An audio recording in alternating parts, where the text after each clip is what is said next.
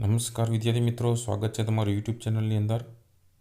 ગણિત વિષયમાં આપણે ગાલ અસાઇનમેન્ટમાં પ્રશ્ન નંબર 3ની અંદર વિભાગ સીમાં અલગ અલગ દાખલાઓ છે એની ચર્ચા કરવાના છીએ. વિડીયો અંત સુધી જોજો. વિડીયો ગમે તો લાઇક કરજો અને તમારા મિત્રો પણ વિડીયો શેર કરજો. સાથે ચેનલને સબસ્ક્રાઈબ ન કરી તો ચેનલને સબસ્ક્રાઈબ કરી લેજો. આપેલા 9 પ્રશ્નો છે, એમાંથી કોઈ પણ 6 પ્રશ્નોની ગણતરી સહિત જવાબ આપવાના છે. દરેકના 3 ગુણ છે. 38થી લઈને 46 સુધીના જે પ્રશ્નો છે એ દરેકના 3 ગુણ છે. એમાં 6 પ્રશ્નો છે એના 18 માર્ક થશે. 38મો પ્રશ્ન છે, 5 વર્ષ પછી જેકબની ઉંમર તેના પુત્રની ઉંમર કરતાં 3 ગણી હતી. 5 વર્ષ પહેલાં જેકબની ઉંમર તેના પુત્રની ઉંમરથી 7 ગણી હોય તો તેમની વર્તમાન ઉંમર શોધો. જવાબ લખી શકે કે ધારો કે જેકબની વર્તમાન ઉંમર છે x વર્ષ છે અને તેના પુત્રની વર્તમાન ઉંમર છે y વર્ષ છે. 5 વર્ષ પછી જેકબની ઉંમર કેટલી થશે? x + 5 વર્ષ અને તેના પુત્રની ઉંમર થશે y + 5 વર્ષ. તેથી x + 5 બરાબર 3 ગુણ્યા y + 5 થશે. x + 5 બરાબર 3y + 15 લખાય. હવે 3y ડાબી બાજુ લ્યો એટલે x - 3y.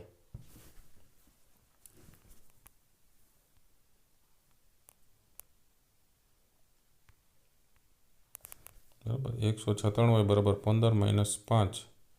x - 3y બરાબર 10 એ સમીકરણ નંબર 1 કહેવાય. બીજું આગળ આપણે એવું કીધું છે કે 5 વર્ષ પહેલાં જેકબની ઉંમર, બરાબર, તો x - 5 વર્ષ થશે અને તેના પુત્રની ઉંમર થશે y - 5 વર્ષ. એ 7 ગણી કહે છે. તેથી x - 5 બરાબર 7 ગુણ્યા y - 5. તેથી x - 5 બરાબર 7y - 35. તેથી x - 7y થઈ જશે ને એના બરાબર -35 + 5 થઈ જશે. x - 7y બરાબર -30 થશે. સમીકરણ નંબર 2. સમીકરણ નંબર 1 x - 3y બરાબર 10 અને સમીકરણ નંબર 2 x - 7y બરાબર -30. બે સમીકરણનો ઉકેલ લેવા માટે બે સમીકરણને લોપની રીતનો ઉપયોગ કરીએ તો અહીંયા માઇનસ થઈ જશે, આ પ્લસ થઈ જશે, આ પ્લસ થઈ જશે. કારણ કે નિશાની ઉલટાવીએ એટલે x પ્લસ ને માઇનસ ઉડી જાય. 7y પ્લસ થઈ ગયા, -3y છે તો 4y વધે. 30 અને 10 બેનો સરવાળો 40 થાય તો 4y બરાબર 40. તો y બરાબર 40/4 એટલે y બરાબર 10 મળશે. yની કિંમત સમીકરણ નંબર 1માં મૂકીએ તો x - 3 ગુણ્યા 10 બરાબર 10. તો x - 30 બરાબર 10. તેથી x બરાબર 10 + 30 એટલે x બરાબર 40 મળશે. એટલે આપણે જવાબ લખી શકીએ કે આમ જેકબની વર્તમાન ઉંમર, હાલની ઉંમર 40 વર્ષ અને પુત્રની હાલની ઉંમર 10 વર્ષ છે. 39મો પ્રશ્ન છે, નીચે આપેલા વિચલસૂર્યક સમીકરણ યુગ્મનો ઉકેલ લોપની રીતે મેળવો. તો 3x - 5y - 4 બરાબર 0 અને 9x બરાબર 2y + 7. એમાં 3x - 5y બરાબર 4 સમીકરણ નંબર 1, 9x - 2y બરાબર 7 સમીકરણ નંબર 2. સમીકરણ 1ને 3 વડે ગુણીએ તો પહેલું સમીકરણ 9x - 15y બરાબર 12 થઈ જશે અને બીજું 9x - 2y બરાબર 7 છે. બેનો લોપની રીતનો ઉપયોગ કરીએ તો માઇનસ પ્લસ માઇનસ થશે. 9x પ્લસ 9x માઇનસ ઉડી જશે. -15 + 2 એટલે -13y વધશે અને 12માંથી 7 એટલે 5 વધશે. y બરાબર 5/-13 એટલે y બરાબર -5/13 લખી શકીએ. હવે yની કિંમત સમીકરણ નંબર 1માં મૂકીએ તો 3x - 5y બરાબર 4માં 3x - 5 yની જગ્યાએ -5/13 મૂકી દઈએ, એના બરાબર 4. હવે આખાને 13 વડે ગુણી નાખીએ તો 3x ગુણ્યા 13 ઓછો ઓછો વત્તા પચું 25/13 ગુણ્યા 13 એના બરાબર 4 ગુણ્યા 13. તો અહીંયા 13 ઉડી જાય છે અને અહીંયા 13 * 39x વત્તા 25 બરાબર 13 × 52. હવે 39x એમને રાખીએ છીએ, બરાબરની જમણી બાજુ 25 છે એટલે 52 - 25 થશે અને 39x બરાબર 27 થશે. તો x બરાબર 27/39. 9 તેરી 27 ને છેદમાં 13 તેરી 39 એટલે x તમારો થશે 9/13. એટલે આમ જવાબ લખી શકીએ. આમ ઉકેલ x બરાબર 9/13 અને y બરાબર -5/13 થાય.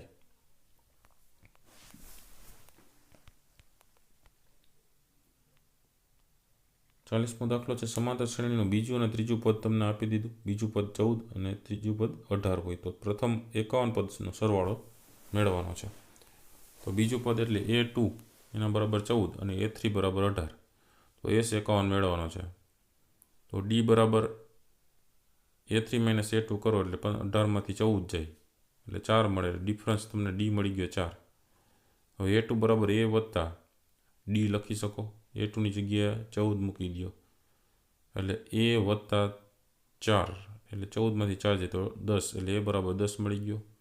હવે SN બરાબર n/2 2A plus n-1 into ડીની અંદર S51 મેળવવાના છે. તો S51 બરાબર 51/2 અંશમાં 2 ગુણ્યા 10 વત્તા 51 - 1 ગુણ્યા 4 51/2 2 × 10 = 20 વત્તા 50 ગુણ્યા 4 51/2 20 વત્તા 200 એટલે 220 થયા.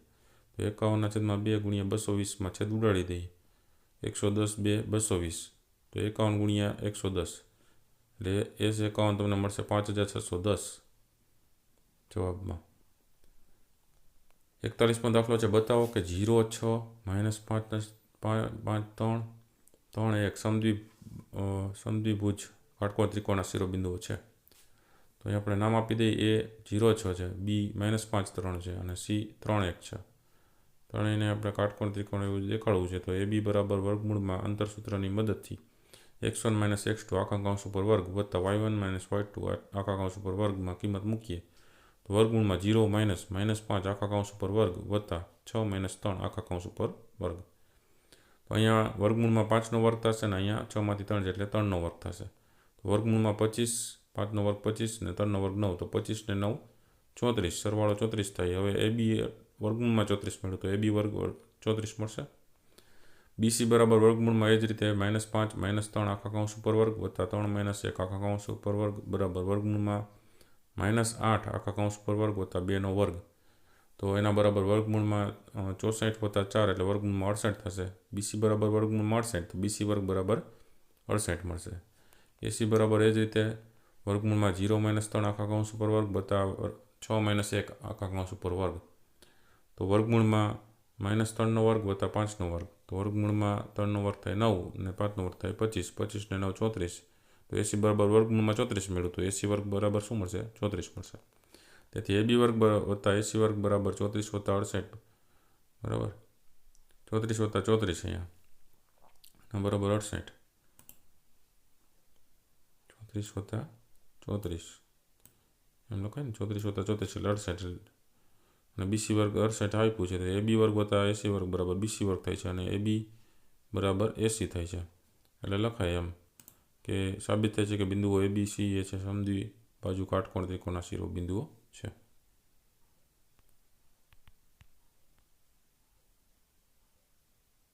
દાખલા નંબર 42 છે. એક અક્ષના બિંદુઓ A 1 -5 અને B -4 5ને જોડતા રેખાખંડનું કયા ગુણોત્તરમાં વિભાજન કરે છે તે શોધવાનું છે અને વિભાજન બિંદુના યમ પણ શોધવાના છે. તો જવાબ લખી શકીએ કે ધારો કે બિંદુ M એ x અક્ષ પરનું બિંદુ છે તેથી M x0 લખાય અને A 1 - 5 અને B -4 5નું વિભાજન કરે છે. તો ym આપણે શૂન્ય છે મૂકી અને એમાંથી ગુણોત્તર મેળવી અને ગુણોત્તર પછી ઓલામાં મૂકીએ એટલે એક્સિયમ મળી જાય. તો ym 0 M1 y2ની જગ્યાએ આપણે કિંમત મૂકતી જવાની છે બરાબર. તો y2 5 છે વત્તા M2 અને y1 છે -5 છે છેદમાં M1 વત્તા M2. તો M1 વત્તા M2 અહીં 0ની સાથે જાય તો 0 થઈ જશે. 5 M1 - M2 એટલે આ બાજુ આવશે એટલે 5 M1 - M2 માં આ બાજુ -5 M1 બરાબર -5 M2. તો M1 છેદમાં M2 બરાબર -5 છેદમાં -5 એટલે છેદ ઉડી જશે બરાબર. એટલે M1 છેદમાં M2 બરાબર તમને ગુણોત્તર મળશે 1:1. હવે એ ગુણોત્તર મળી ગયો એ આપણે એક્સિયમમાં મૂકી દઈએ. એક્સિયમ બરાબર M1 x2 વત્તા M2 x1 છેદમાં x1 M1 વત્તા M2 ગુણોત્તર 1:1 મૂકી દઈએ એટલે M1ની જગ્યાએ 1 x2ની જગ્યાએ -4 વત્તા 1 અને x1ની જગ્યાએ 1 છેદમાં 1 વત્તા 1 -4 વત્તા 1 એટલે -3 -3 છેદમાં 2 એ એક્સિયમ થયું. વિભાજન બિંદુ એમના યમ -3 છેદમાં 2 0 થાય છે. દાખલા નંબર 43 સાબિત કરો કે વર્તુળના વ્યાસનો અંત્ય બિંદુઓએ દોરેલા સ્પર્શકો પરસ્પર સમાંતર હોય છે. તો આકૃતિ આ રીતે દોરી દેવાની. વર્તુળમાં AB અને CD સ્પર્શક અને MN Mથી P અને Pથી N એના સ્પર્શકને દોરેલા લંબ છે. તો પક્ષમાં લખી શકીએ MN એ પી કેન્દ્રિત વર્તુળનો વ્યાસ છે અને એબી અને સીડી એ વર્તુળને અનુક્રમે એન અને એન બિંદુએ સ્પર્શતા સ્પર્શકો છે. અને સાબિતી કરવાનું છે એબી અને સીડી છે એકબીજાને સમાંતર છે, એટલે સાધ્યમાં એબી સમાંતર સીડી લખવાનું. સાબિતી: એબી એ વર્તુળને એમ બિંદુએ સ્પર્શતો સ્પર્શક છે અને પીએમ એ વર્તુળની ત્રિજ્યા છે. તેથી પીએમ છે એ લંબ થશે એબીને અને ખૂણો એએમપી બરાબર 90 અંશનો થાય પ્રમેય 10.1 પ્રમાણે. તો ખૂણો એએમએન એ પણ 90નો થશે. એ રીતે સીડી એ વર્તુળને એન બિંદુએ દોરતો સ્પર્શતો સ્પર્શક છે. તો પીએન એ વર્તુળની ત્રિજ્યા છે. તો પીએન લંબ સીડી થશે અને ખૂણો પીએન ડી 90નો થાય પ્રમેય 10.1 પ્રમાણે. તો ખૂણો એમએન ડી પણ 90નો થાય. પરિણામ 1 અને 2 પરથી ખૂણો એએમએન બરાબર ખૂણો એમએન ડી લખી શકીએ આપણે. તો અહીં એબી અને સીડી છે એ રેખાની છેદિકા એમએન દ્વારા યુગ્મકોણની જોડ બને છે, ઝેડ બને છે.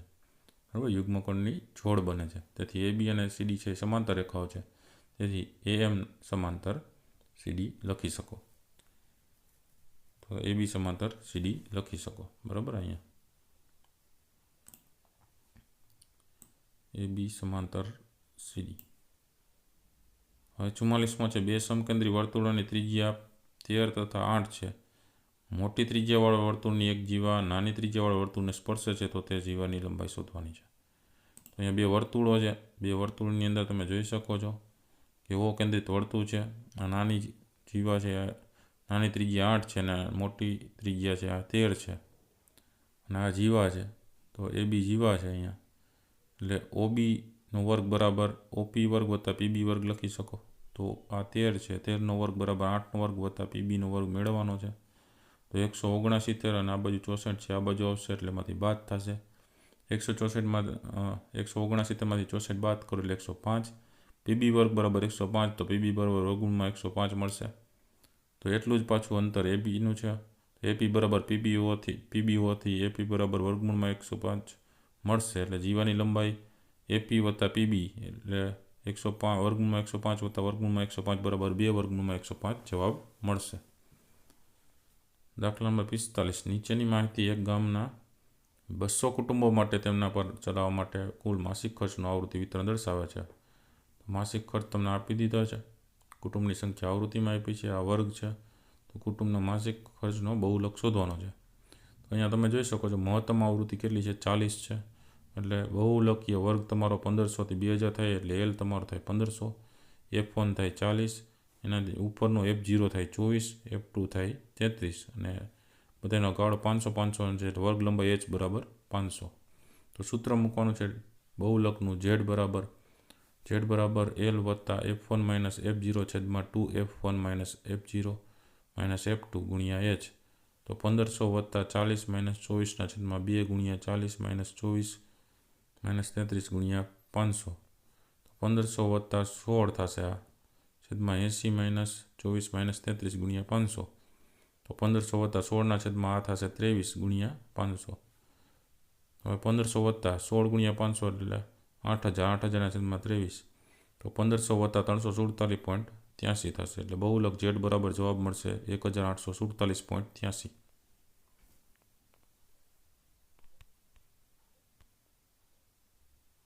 ત્યાર પછી દાખલો છે 46માં એક ભૂરો અને એક રાખોડી એમ બે પાસાને એકસાથે ઉછાળવામાં આવે છે. પાસાની ઉપરની સપાટી પર દેખાતી સંખ્યાઓનો સરવાળો 8 હોય, 13 હોય, 12 કે તેનાથી નાનો હોય તેવી સંભાવના કેટલી થાય? બે પાસાને એકસાથે ઉછાળતા કુલ 36 પરિણામ મળે છે. તેથી સંભાવના શોધવાના કુલ પરિણામો 36 લખી શકો આ રીતે: 1 1 વાળી લાઈન, 2 1 વાળી લાઈન, 3 1 વાળી, 4 1 વાળી, 5 1 વાળી, 6 1 વાળી, 6 સુધી જવાનું. પહેલું કીધું છે કે બે પાસા ઉછાળો એનો સંખ્યાનો સરવાળો 8 થાય. તો ઘટના એ બરાબર સંખ્યાનો સરવાળો 8. તો એવા સરવાળા 8 થતા હોય એવા કયા છે જેનો સરવાળો 8 થતો હોય? બરાબર, તો એવા કુલ પરિણામ કેટલા મળશે? 5 પરિણામ મળશે જેનો સંખ્યાનો સરવાળો 8 થાય છે. બરાબર, 5 ને 3 8, 4 ને 4 8, 6 ને 2 8, 5 ને 3 8 અને 6 ને 2 8. આ 5 પરિણામ મળે એટલે P ઓફ A બરાબર 5/36. હવે ઘટના બી કઈ સરવાળો 13 થતો હોય તો સરવાળો 13 કોઈ દી થાય નહીં, કારણ કે 6 ને 6 મેક્સિમમ વધારેમાં વધારે 6 ને 6 12 થાય, એનાથી મોટી સંખ્યા નથી. એટલે ઘટના બી થવાના પરિણામ 0 થશે. એટલે પી ઓફ બી બરાબર 0/36 એટલે 0 થશે.